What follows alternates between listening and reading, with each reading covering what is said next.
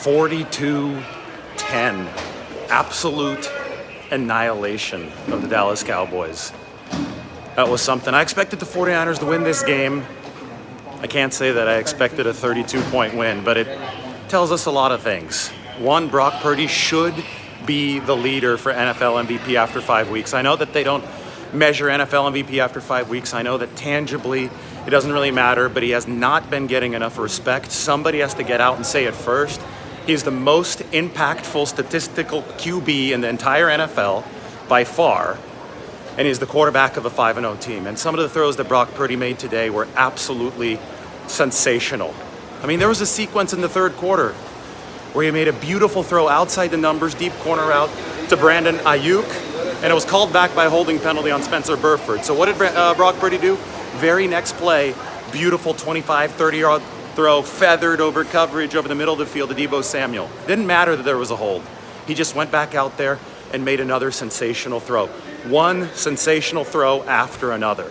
250-plus passing yards. The 49ers hit their 40 rushing mark quota. Kyle Shanahan loves when his team gets 40 carries. That means that they've usually won the football game.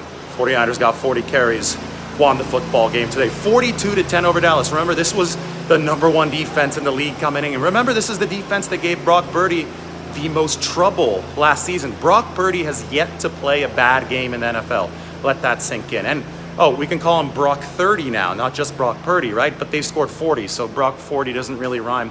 Anyway, as far as 30-point games go, the 49ers have now put up 30 or more points in 9 straight regular season games. 30 or more in 9 straight regular season games. It's only happened 5 times in NFL history. One quarterback has done it twice, Tom Brady. But here are the 4 quarterbacks who have done it. Brady, Peyton Manning, Kurt Warner, and Brock Purdy. So it's 3 Hall of Famers and Brock Purdy. I know it's going to be a couple years before Tom Brady can be in the Hall of Fame, but Brock Purdy is doing Hall of Fame level stuff. If you look at the efficiency charts, and when I come on with later videos and in my articles, I'll highlight how good the efficiency was. When you look at the full totality of what he's doing, it is historic. Dallas came out playing its usual cover 1 defense. They run cover 1 63% of the time. That's the most in the NFL. It's not particularly respectful of opposing quarterbacks because you bring a safety down into the box. The 49ers did not care. They ran their plays against cover 1, and what did I tell you? I said George Kittle was going to have a big game because George Kittle had a huge game against cover 1 last season against Dallas. 5 catches, 95 yards, drew that big holding penalty. George Kittle comes out, catches 3 touchdowns today. That first touchdown, and we said the 49ers are geometrically impossible to cover when all their eligibles are healthy, and if Brock Purdy has enough time to manipulate the defense, find his way downfield. First touchdown, DeMarcus Lawrence is rushing against Brock Purdy, against Colton McKivitz on the right side. McKivitz holds up well enough, forces Lawrence to the outside. Brock Purdy feels the pocket, steps up, throws, hits Kittle on the run. Touchdown. Then they had the play. They might have stolen that play from the Detroit Lions. I'm not sure if they did, but it looked very, very similar. But if they did steal that play from the Detroit Lions, I would venture to say that that's even more impressive in my book because Detroit ran the double flea flicker earlier today. The 49ers didn't have a practice. Without a single practice, they installed the play and seamlessly executed. Christian McCaffrey to Deebo Samuel, pitch back to Brock Purdy, who got drilled by Osa Odighizuwa, yet still threw a strike downfield, 25, 30 yards downfield to George Kittle. Then the play fake later in the game to Kittle for the 3rd touchdown. So, no, George Kittle hasn't regressed. Toss that in the trash bin along with every single other narrative that has been wrong about this 49ers team over the course of this offseason. One was that Kittle had somehow taken a step back.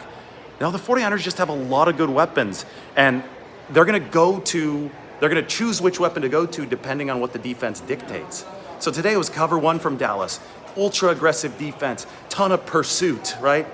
They made Dallas over-pursue, and they burdened them downfield. A defense that over-pursues is going to be vulnerable against a tight end who can both run block and run pass patterns because he's going to do the opposite of what they think he's going to do. If Kittle's so versatile, Jawan Jennings is so versatile, Christian McCaffrey is so versatile, but especially in the run-pass balance between blocking and running patterns, George Kittle is the ultimate weapon to beat an over-aggressive defense. And the 49ers did just that. One piece of bad news for the 49ers was that Aaron Banks hurt his biceps. We're going to talk to Kyle Shanahan here in a couple minutes to check in on the status of Aaron Banks. But the 49ers sure look smart for signing John Feliciano, veteran guard who has a lot of NFL experience. He was able to slide right into that left guard position, and the 49ers kept on cooking. Brandon Ayuk, some great catches today. Christian McCaffrey, how tough is Christian McCaffrey? Got absolutely drilled, illegal hit. That hit, it drew a flag from Dallas. 2 plays later, Christian is catching a screen pass and knifing his way downfield. Never question Christian McCaffrey's toughness again. I know he had some soft tissue injury issues in Carolina, but toughness is not a problem for Christian McCaffrey, who just keeps on bowling over defenders. I don't think he's finished a single run on his back, even when he fumbled today. Today he fumbled because, the ball just got ripped away from him as he was running over the defender. So even Christian McCaffrey's lowlights are highlights of sorts. The 49ers have clearly been the best team in football through 5 weeks. They have won the sprint. The question now is, can they sustain this and win the marathon? And that's why health is the biggest variable that I'll be tracking.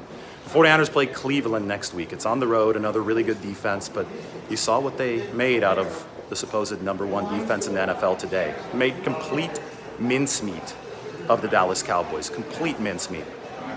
Again, the over-aggressiveness of Dallas did not play well against the team that was more talented than them. The Cowboys had beaten up on worse teams defensively, but they made those teams look bad.